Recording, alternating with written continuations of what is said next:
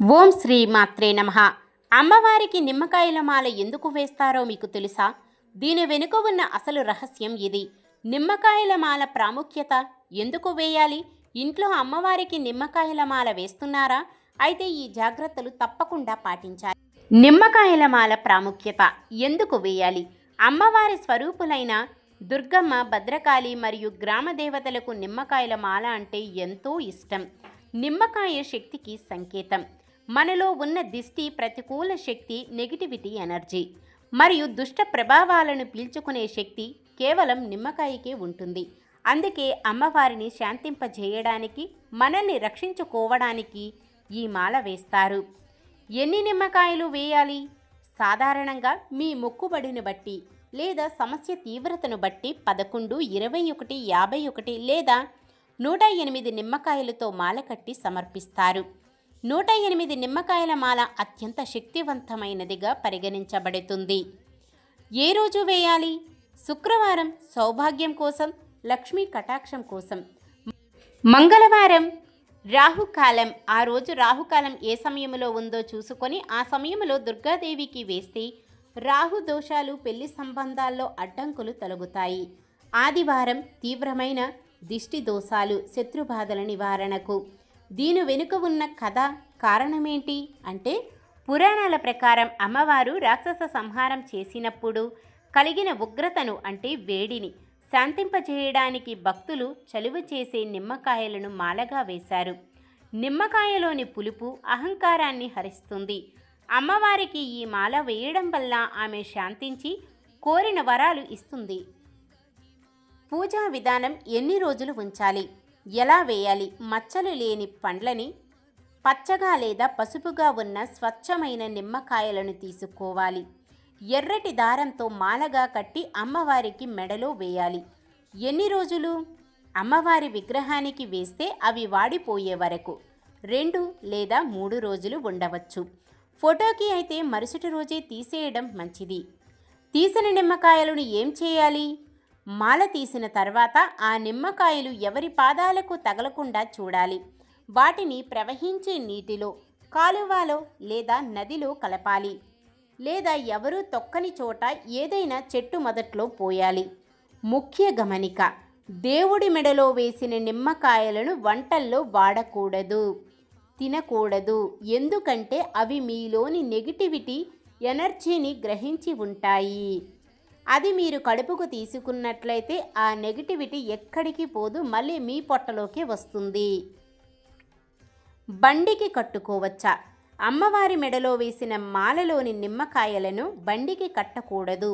కొత్తగా కోసిన నిమ్మకాయలను దృష్టి కోసం విడిగా బండికి కట్టుకోవచ్చు. గుడిలో ఇచ్చే నిమ్మకాయ ప్రసాదం విశిష్టత. మెడలో వేసిన మాల వేరు, అమ్మవారి పాదాల చెంత ఉంచి పూజ చేసిన నిమ్మకాయ వేరు. అమ్మవారి పాదాల దగ్గర ఉంచి మంత్రోచ్చారణతో పూజించిన నిమ్మకాయలో సకల శక్తి ఉంటుంది. పూజారి గారు ఆ కాయను మీకు ఇస్తే అది అమ్మవారి ఆశీర్వాదంగా భావించాలి. తల దగ్గరే ఎందుకు పెట్టుకోవాలి? నిద్రలేమి, భయం, రాత్రిపూట పీడకలలు వచ్చేవారికి లేదా అనవసరమైన భయాలు ఉన్నవారికి ప్రసాదంగా వచ్చిన నిమ్మకాయను తలగడ కింద లేదా తల పక్కన పెట్టుకోమని చెబుతారు. రక్షణ: ఇది ఒక రక్షణ కవచంలా పనిచేసి మీ చుట్టూ ఉన్న నెగిటివిటీ ఎనర్జీని దరిచేరనీయదు. నిమ్మకాయ రసం కలుపుకొని తాగవచ్చా? అవును, తాగవచ్చు. గుడిలో ప్రసాదంగా ఇచ్చిన నిమ్మకాయను మాత్రమే నీళ్ళల్లో కలుపుకొని తాగటం వల్ల శరీర శుద్ధి జరుగుతుంది. గుడిలో ప్రసాదం ఇచ్చిన నిమ్మకాయ అంటే అమ్మవారి పాదాల చెంత ఉంచి పూజ చేయించిన నిమ్మకాయ. అమ్మవారి శక్తి ఆ కాయలో ఉంటుంది కాబట్టి అది మన శరీరంలోకి వెళితే అనారోగ్య సమస్యలు తొలగిపోయి మనస్సు ప్రశాంతంగా మారుతుంది. మాలలోని కాయలను తాగకూడదు. కేవలం ప్రసాదంగా ఇచ్చిన ఒక్క కాయను మాత్రమే తాగాలి. బయటకు వెళ్ళేటప్పుడు వెంట తీసుకువెళ్ళొచ్చా? ఏదైనా ముఖ్యమైన పని మీద లేదా ప్రయాణాలకు వెళ్ళేటప్పుడు ప్రసాదం నిమ్మకాయను జేబులోనో లేదా బ్యాగులోనో ఉంచుకుంటే దిష్టి తగలకుండా ఉంటుంది. ఎదుటివారి కళ్ళు మన మీద పడకుండా ఈవిల్ ఐ మనం వెళ్ళే పని విజయవంతం అవ్వడానికి ఇది ఒక రక్షణగా పనిచేస్తుంది.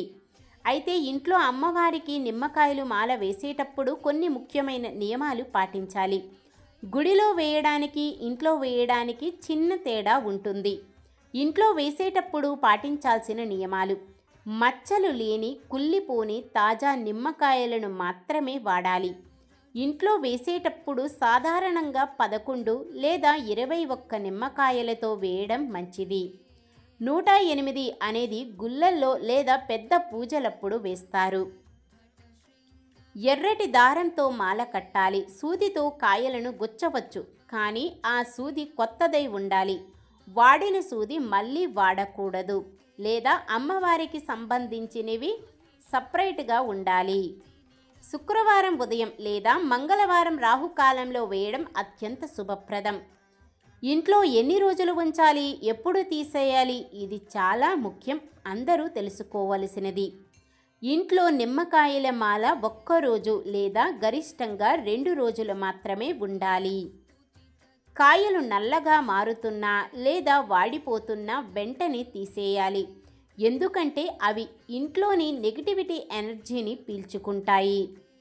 అవి అలాగే ఉంటే ఆ నెగిటివ్ ఎనర్జీ మళ్ళీ ఇంట్లోనే ఉండిపోతుంది.